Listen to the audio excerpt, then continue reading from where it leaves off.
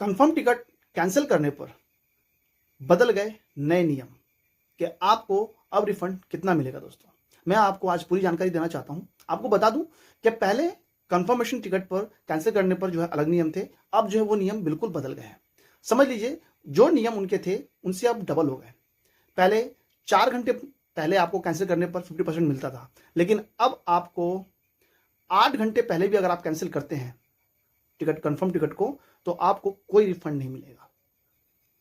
दूसरा, आपको 8 से 24 घंटे के बीच में अगर आप कैंसिल करते हैं तो आपको उसका 50% रिफंड मिलेगा, जो आपका टोटल फायर है, लेकिन उसमें से माइनस हो जाएंगे आपके जो चार्जेस होते हैं वो।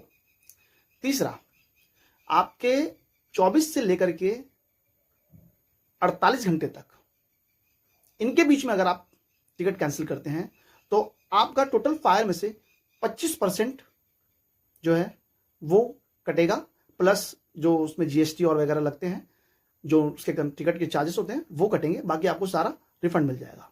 लेकिन अगर आप वही 48 से लेकर 72 घंटे के बीच में या उससे पहले, यानी कि 72 घंटे के बाद, यानी कि समझ लीजिए 48 घंटे यानी कि 2 दिन और 72 घंटे यानी कि 3 दिन, 3 दिन से पहले यानी 4 दिन 5 दिन पहले अगर आप कंफर्म टिकट कैंसिल करते हैं अपने कंफर्म टिकट को, तो उसका आपको समझ लीजिए कि पूरा रिफंड मिलेगा। केवल जो उसके टिकट के चार्जेस होते हैं सिर्फ वही कटेंगे, ठीक है, बाकी और कुछ नहीं कटेगा। एक चीज बता दूं दोस्तों कि हम टिकट जब भी बनवाते हैं इसमें कुछ भी आपको इधर उधर घूमने की या सोचने की ज़्यादा जरूरत नहीं है। मैं आपको से बता देता हूँ, क्योंकि आजकल आपको पता है कंफर्म टिकट तुरंत तो मिलता नहीं है। एक तो तत्काल टिकट अगर आप लेते हैं और उसे कैंसिल करते हैं तो उसका कोई भी रिफंड आपको नहीं मिलता।